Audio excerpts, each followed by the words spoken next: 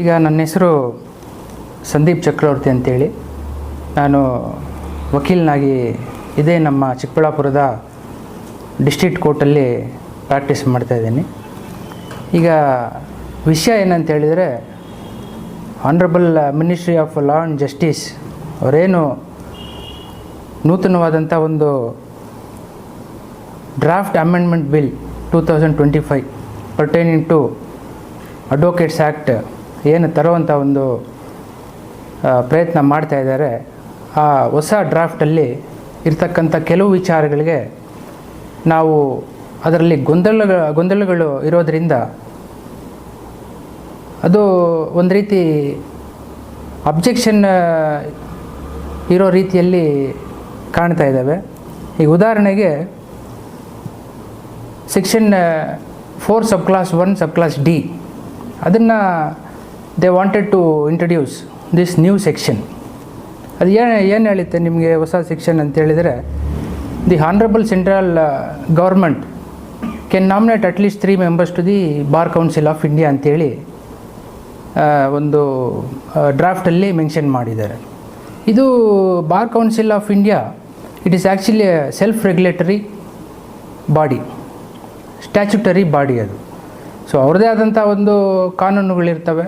So ಅವ್ರದ್ದೇ ಆದಂಥ ಒಂದು ಆ ಇಂಡಿಪೆಂಡೆನ್ಸ್ ಅನ್ನುವಂಥದ್ದು ಏನಿದೆ, ಇನ್ಫ್ಯಾಕ್ಟ್ ಹೇಳ್ಬೇಕಂತ ಹೇಳಿದರೆ ಜುಡಿಷಿಯರಿ ಈಸ್ ಇಂಡಿಪೆಂಡೆಂಟ್. ಸಂವಿಧಾನದಲ್ಲೂ ಅದೇ ಇದೆ, ಕಾನ್ಸ್ಟಿಟ್ಯೂಷನಲ್ಲಿ we call it as a independent judiciary ಅಂತೇಳಿ.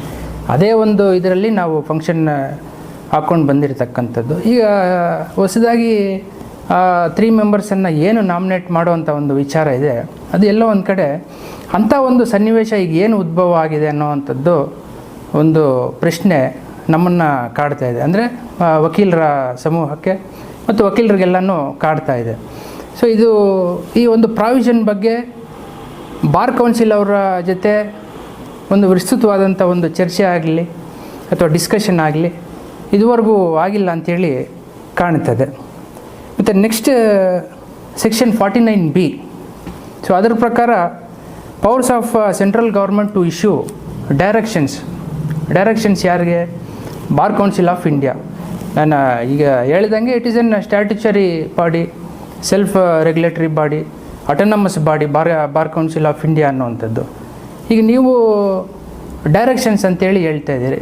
ಓಕೆ, ಕೆಲವೊಂದು ಒಳ್ಳೆ ಡೈರೆಕ್ಷನ್ಸ್ ಇದ್ದರೆ ಸಮಾಜಮುಖಿ ಅಥವಾ ಸಮಾಜಕ್ಕೆ ಒಳ್ಳೆ ರೀತಿ ಡೆವಲಪ್ಮೆಂಟ್ ಆಗುವಂಥ ಒಂದು ಸಂದರ್ಭ ಇದ್ದರೆ ಡೆಫಿನೆಟ್ಟಾಗಿ we will welcome such directions. ಆದರೆ ಇಲ್ಲಿ ಒಂದು ಪದವನ್ನು ಬಳಸ್ತಾ ಇದ್ದಾರೆ, the directions is binding upon the bar council of India ಅಂಥೇಳಿ.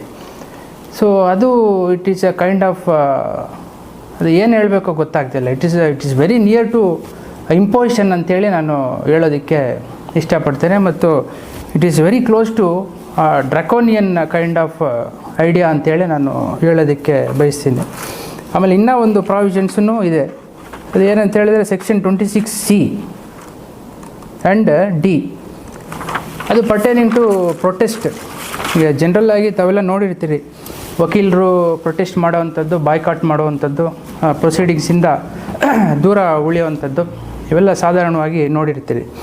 ಆದರೆ ಯಾರೂ ಕೂಡ ಮುಖ್ಯವಾದಂಥ ಒಂದು ಉದ್ದೇಶ ಅಥವಾ ಒಂದು ಬಲವಾದಂಥ ಒಂದು ಕಾರಣ ಇಲ್ದಿರ ಯಾರೂ ಕೂಡ ಕೋರ್ಟು ಕಲಾಪಗಳನ್ನು ಬಿಟ್ಟು, ಕರ್ತವ್ಯವನ್ನು ಬಿಟ್ಟು ಯಾರೂ ಕೂಡ ಬಂದು ಪ್ರೊಟೆಸ್ಟ್ ಮಾಡುವಂಥ ಒಂದು ಸಂದರ್ಭ ಇಲ್ಲ. ನಾವು ಸ್ವಾತಂತ್ರ್ಯವಾಗಿ we can express our own views in a peaceful manner. ಅದು ಈಗ ಸಮಾಜದಲ್ಲಿ ಲಾ ಆ್ಯಂಡ್ ಆರ್ಡರ್ ಮತ್ತು ಕಾನೂನನ್ನು ಎತ್ತಿ ಹಿಡಿಯುವಂಥ ಒಂದು ಮಹೋನ್ನತವಾದಂಥ ಒಂದು ಜವಾಬ್ದಾರಿ ನಮ್ಮ ಮೇಲೆ ಇದ್ದೇ ಇದೆ. ಈಗ ನೀವು ಉದಾಹರಣೆ ತಗೊಂಡ್ರೆ ಫ್ರೀಡಮ್ ಮೂವ್ಮೆಂಟಲ್ಲಿ ಈ ದೇಶಕ್ಕೆ ಸ್ವಾತಂತ್ರ್ಯವನ್ನು ತಂದು ಕೊಡುವಂಥ ಒಂದು ನಿಟ್ಟಿನಲ್ಲಿ ವಕೀಲರ ಪಾತ್ರ ಬಹು ಮುಖ್ಯವಾದಂಥ ಒಂದು ಪಾತ್ರ ಆಗಿದೆ. ಹಾಗಾಗಿ ಗೊತ್ತಿಲ್ಲ ಈ ಒಂದು ಸಡನ್ ಡೆವಲಪ್ಮೆಂಟು ಯಾಕೆ ಆಗ್ತಾಯಿದೆ ಅಂಥೇಳಿ ಗೊತ್ತಿಲ್ಲ. ಸೊ ಹಾಗಾಗಿ we are regulated through bar council of India, number 1. Number 2, state bar council in respective states, ಅವ್ರ ಕೆಳಗಡೆ ನಾವೆಲ್ಲ ಬರ್ತೀವಿ. ಅವರ ಒಂದು ಡೈರೆಕ್ಷನ್ಸ್ಗೆ ವಿ ಆರ್ ಈಗರ್ಲಿ ವೆಯ್ಟಿಂಗ್. ಇದು ನಿಮ್ಮ ಮೂಲಕ ನಾವು in a most respected and humble manner ನಾನು ಮನವಿಯನ್ನು ಮಾಡ್ಕೊತೀನಿ. ಕೂಡಲೇ ಈ ಒಂದು ಏನು ಪ್ರಪೋಸ್ಡ್ ಅಮೆಂಡ್ಮೆಂಟ್ ಡ್ರಾಫ್ಟ್ ಇದೆಯಲ್ಲ, ಇಟ್ ಕೆನಾಟ್ ಬಿ ಆಕ್ಸೆಪ್ಟೆಡ್.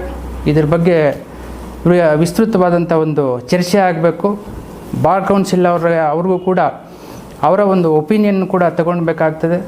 ಮತ್ತು ಲೀಗಲ್ ಲ್ಯೂಮಿನರೀಸ್ ಮತ್ತು ಎಲ್ಲ ಲೀಗಲ್ ಎಕ್ಸ್ಪರ್ಟ್ಸನ್ನು ಕೂಡ ಕನ್ಸಲ್ಟ್ ಮಾಡಿ ತದನಂತರ ಇದನ್ನು ಮುಂದೆ ನಡೆಸ್ಕೊಂಡು ಹೋಗುವಂಥದ್ದು ಸೂಕ್ತ ಅಂಥೇಳಿ ನಾನು ಈ ಸಂದರ್ಭದಲ್ಲಿ ತಮ್ಮ ಮೂಲಕ ಕಳಕಳಿಯಾಗಿ ನಾನು ಪ್ರಾರ್ಥನೆಯನ್ನು ಮಾಡ್ತೀನಿ ಮತ್ತು ತಮ್ಮ ಗಮನಕ್ಕೆ ತರುವಂಥ ಒಂದು ಕೆಲಸ ಕೂಡ ಮಾಡಬಯಸ್ತೇನೆ.